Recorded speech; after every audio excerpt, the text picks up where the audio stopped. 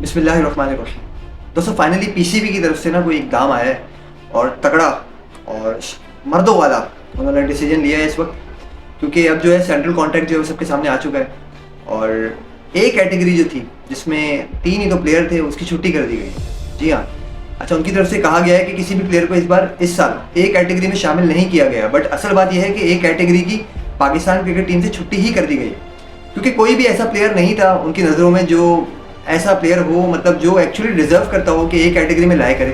पहले आपको पता है 3 प्लेयर्स थे। अच्छा, मैं 3 प्लेयर्स कौन से वो बताऊंगा आपको, उनकी सैलरीज कितनी थी वो भी बताऊंगा। बी कैटेगरी में क्या क्या चेंजेस हुई हैं, कौन कौन से प्लेयर्स को इंक्लूड किया गया है वो भी आपको बताऊंगा। सी कैटेगरी की सैलरी, डी कैटेगरी की सैलरी, उसमें इंक्रीमेंट आया है, उसमें बढ़ाया गया है और कुछ प्लेयर्स को शामिल किया गया है। जैसे कि पहले टोटल 27 प्लेयर्स थे जो कि इन 4 कैटेगरीज में लाया करते थे, लेकिन अब इन्होंने 3 कैटेगरीज कर दी हैं, बी, सी एंड डी, और उसमें टोटल 30 प्लेयर्स कर दिए हैं। तो 3 प्लेयर्स का इंक्लूजन हुआ है और ये अच्छी बात है, बहुत पाकिस्तान क्रिकेट टीम के लिए बहुत अच्छी बात है। जो बेचारे डोमेस्टिक में खेल रहे थे, अच्छा परफॉर्म कर रहे थे, उनके लिए बहुत अच्छी बात है। तो ये सारी चीज़ें, सैलरीज वगैरह हो गई, प्लेयर्स के नाम हो गई, मैं आपको आगे चल के जरूर बताऊंगा। दोस्तों चैनल को प्लीज़ अभी से सब्सक्राइब कर लें अगर आपने अभी तक नहीं किया है। हम आगे बढ़ते हैं वीडियो में। सबसे पहले एक कैटेगरी की बात करूँ तो पहले जो प्लेयर्स थे एक कैटेगरी में, उनका नाम था बाबर आजम, मोहम्मद रिजवान और शाहीन शाह अफरीदी। ये 3 प्लेयर्स थे जो एक कैटेगरी में पहले मौजूद थे और तीनों की जो सैलरीज थी वो भी आपको बता देता हूँ, 4.5 मिलियन, मतलब पाकिस्तानी 45 लाख रुपए मंथली ले रहे थे वो पीसीबी से।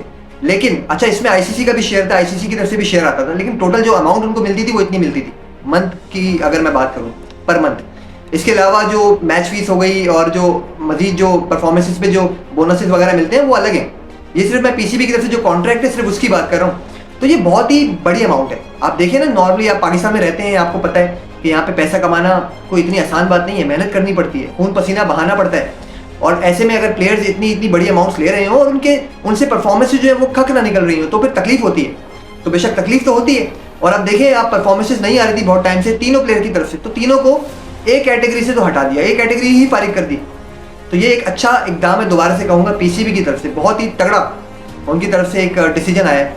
अब आ जाते हैं हम बी कैटेगरी में। तो बी कैटेगरी में दोस्तों टोटल 10 प्लेयर्स को रखा गया है और सी कैटेगरी में भी 10 को रखा गया है और डी में भी 10 को रखा गया है। अच्छा, कुछ प्लेयर्स हैं जैसे कि टोटल 12 प्लेयर्स हैं जिनकी छुट्टी कर दी गई है। पिछली बार वो सेंट्रल कॉन्ट्रैक्ट का पार्ट थे, लेकिन इस बार वो पार्ट नहीं है। और 8 से 9 ऐसे प्लेयर्स हैं जिनको इंक्लूड किया गया है इस बार, क्योंकि 30 का टोटल जो है वो हिस्सा जो बना है, जैसे कि मैंने आपको बताया था। अच्छा, अब हम नीचे से शुरू करते हैं। पहले मैं आपको चले सैलरीज बता देता हूँ, आप काफ़ी ज़्यादा क्यूरियस हो रहे होंगे। तो भाई बी कैटेगरी थी, उसकी जो पिछली बार जो सैलरी थी वही सैलरी रखी गई है इस बार की। वो थी 3 मिलियन की, 3 मिलियन, जो कि पाकिस्तानी 30 लाख रुपीज़ बनते हैं। और बी कैटेगरी में पहले भी उतनी ही सैलरी मिलती थी और अब भी उतनी ही सैलरी मिलेगी, उसको उन्होंने बिल्कुल भी नहीं छेड़ा। और ये भी अच्छी बात है, ये भी अच्छा इकदाम लिया उन्होंने, क्योंकि इस कैटेगरी में कुछ प्लेयर्स आ गए हैं, बाबर आजम, मोहम्मद रिजवान और शाहीन शाह अफरीदी, वो इसी कैटेगरी में अप्लाई करेंगे।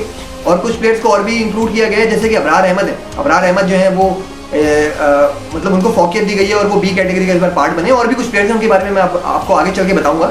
लेकिन तो ये अच्छी बात है कि सैलरी उतनी ही रखी है। तो इसमें क्या हुआ, झटका मिला है बड़े प्लेयर्स को, बड़े प्लेयर्स के लिए काफ़ी बड़ा झटका होगा।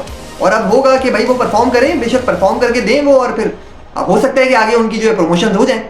ऐसे फालतू में तो नहीं लेके चलेगा ना पीसीबी, सैलरीज मिलती रहे और आपकी तरफ से कुछ भी ना आ रहा हो, मुल्क को आपकी तरफ से कोई फायदा ना हो रहा हो, कोई कप आप नहीं लेकर आ रहे, कोई टूर्नामेंट नहीं जीत के दे रहे, आप सीरीज तक हार रहे हैं। तो फिर ऐसे में तो ये वाला इकदाम जो था ये बहुत ज़रूरी था। तो ये मैंने बताया आपको बी कैटेगरी की सैलरी, जिसको वही रखा गया है जो पहले थी, 3 मिलियन। अब आ जाते हैं सी कैटेगरी में। सी कैटेगरी की जो पहले सैलरी थी वो थी 2 मिलियन, अब उसको बढ़ा के 2.5 मिलियन कर दिया, जो कि पाकिस्तानी 25 लाख रुपए बनते हैं। मतलब 25 लाख रुपए हर प्लेयर को मिलेंगे जो कि सी कैटेगरी में लाए कर रहे हैं, और टोटल 10 प्लेयर्स हैं उस कैटेगरी में। अब आते हैं सबसे लास्ट कैटेगरी पे, जो कि डी कैटेगरी है। उसकी जो पहले सैलरी थी वो थी 1.2 million, which is 12 lakhs Pakistani rupees, और अब उसको बढ़ा के 1.5 मिलियन पे ले गए हैं, जो कि 15 लाख रुपए बनते हैं पाकिस्तानी पैसों के मुताबिक। तो अब सैलरी इतनी मिला करेगी, 15 लाख रुपए मिला करेगी हर प्लेयर को, जो कि डी कैटेगरी में लाया करता है। अब प्लेयर्स पे भी थोड़ी बात कर लेते हैं कि भाई कौन कौन से प्लेयर्स हैं जिनको रिटेन किया गया है सी कैटेगरी में। सबसे पहले सी कैटेगरी की मैं आपको बताऊं तो उसमें अब्दुल्ला शफीक हैं, जो कि पहले सी कैटेगरी में मौजूद थे और उनको रिटेन किया गया है, वो सी कैटेगरी का ही पार्ट है इस वक्त भी। और ये सही बात है, बी कैटेगरी में अभी उनकी फिलहाल जगह नहीं बनती, क्योंकि उनकी तरफ से भी कोई इतनी अच्छी परफॉर्मेंसेज नहीं आई जो कि पाकिस्तानी क्रिकेट टीम को उनसे रिक्वायर्ड थी। इसके अलावा मैं बताऊं आपको कि खुर्रम शहजाद हैं, मोहम्मद अब्बास अफरीदी हैं और मोहम्मद वसीम जूनियर हैं, जो कि डी कैटेगरी में रिटेन किए गए हैं। वो तीनों प्लेयर्स पहले डी कैटेगरी में मौजूद थे और अब भी रिटेन किए गए हैं। अच्छा, मोहम्मद वसीम जूनियर को ज़्यादातर खिलाया नहीं गया है, इतना ज़्यादा वो खेले नहीं है अगर कंपैरिजन हम करें। इसके अलावा अगर जब खेले हैं तो भी मतलब कोई बहुत ही बढ़िया परफॉर्मेंस उनकी तरफ से नहीं आई, एवरेज रहे हैं। तो डी कैटेगरी में सही लाया करते हैं। मोहम्मद अब्बास अफरीदी के बारे में भी यही कहूँगा कि वो भी सही लाया करते हैं डी कैटेगरी में। इसके अलावा खुर्रम शहजाद जो कि टेस्ट मैचेस खेलते हैं और वो भी अभी उनका मतलब सितारे जो हैं अभी फिलहाल इतने ज़्यादा चमके नहीं हैं, तो वो भी डी कैटेगरी में बिल्कुल सही लाया करते हैं। इसके अलावा आपको बताऊं कि नुमान अली हो गए, साजिद खान हो गए और सऊद शकील हो गए, वो कैटेगरी सी में हैं। और शाहीन शाह अफरीदी हैं, वो मैंने आपको पहले बता दिया था, वो बी कैटेगरी में आ गए हैं। पहले ए कैटेगरी के मजे ले रहे थे वो, लेकिन अब बी कैटेगरी में वो रहेंगे। तो सी कैटेगरी में अगर देखें नुमान अली, साजिद खान और सऊद शकील, फेयर इनफ, सही है, ये भी सही है। ऑल्दो सऊद शकील थोड़ी अपने परफॉर्मेंस पे थोड़ा और काम कर सकते हैं और बी कैटेगरी का बहुत जल्दी पार्ट बन सकते हैं बेशक।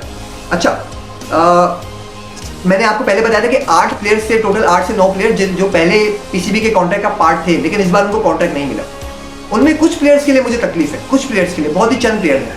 जैसा कि मैं आपको नाम अगर गिनवाऊँ तो सबसे पहले कामरान गुलाम, उनको जब खिलाया उन्होंने बेहतर परफॉर्म करके दिया है। अगर और प्लेयर्स को भी आप देखें ना और इंसाफ करें, अगर जस्टिस करें, तो सच में कामरान गुलाम ऐसे प्लेयर हैं कि जिसको कॉन्ट्रैक्ट देना चाहिए था। तो उनको कॉन्ट्रैक्ट ना देना, ये मुझे लगता है थोड़ा सा डीमोटिवेटिंग होगा उनके लिए। वो काफ़ी ज़्यादा डीमोटिवेटेड हो जाएंगे, इससे उनको डीमोरलाइज किया गया है ये एक्चुअली एक काम उठाकर। तो कामरान गुलाम के साथ मुझे ऐसा लगता है कि जाती है। आपका क्या ओपिनियन है, आप मुझे ज़रूर कमेंट सेक्शन में बताइएगा। इसके अलावा उस्मान खान को निकाल दिया गया, कॉन्ट्रैक्ट से सही किया, बिल्कुल सही किया, मैं इसके हक में हूँ।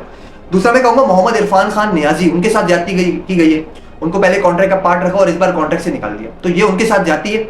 वो भी एक अच्छे प्लेयर हैं, उनको भी जब खिलाया अच्छी परफॉर्मेंस थी, क्योंकि अब यही प्लेयर्स जो हैं वही आके पाकिस्तान क्रिकेट टीम को उरूज दे सकते हैं। भाई यही अब तो यंग खून है जो अच्छा खेल रहे थे, अच्छा खेल रहे हैं, डोमेस्टिक में भी अच्छा परफॉर्म कर रहे हैं।